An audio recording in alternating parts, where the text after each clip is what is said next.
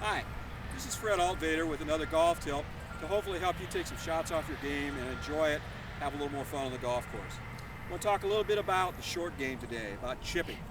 In a round of golf of 18 holes, if you shoot in the 90s, you probably hit 30 shots around the green. There's 18 greens at least. If you only hit 2 or 3 greens, that's 16 shots at least chipping onto the green. If you miss 1 or 2, now you're at 18, 20, 23 shots around the green.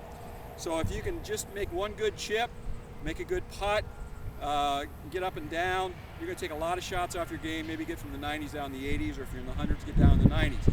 Make it a lot more enjoyable, a lot more fun for you. Number one, chipping around the green, you really need to have kind of a variety of shots. I carry 3 wedges in my bag.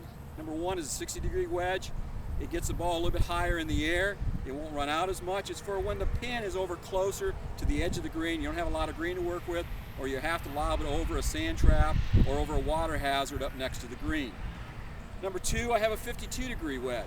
That's when I want to kind of take it a little bit high, a little bit lower in the air and let it run out a little bit. It won't run quite as far as like a pitching wedge, but it'll run a little bit farther than a 60-degree, and you run it up next to the hole.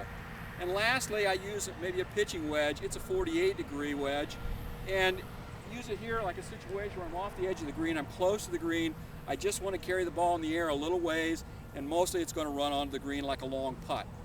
So a couple things, once you master those 3 clubs, or understand the difference in those 3 clubs, then one of the real basics in the shot is do not let the right hand flip over in the shot. I see so many people trying to get the ball airborne and flipping their right hand through the shot. What that does is it closes the club face. You'll end up line driving it, hitting it fat, all kinds of bad things happen. Number one is you want the ball a little bit back in your stance. You open your stance just a little bit to the target line. You don't line up straight to the target. But the main thing is, as you come through the ball, once you take it back, you set your wrist, you hold that wrist cock all the way through.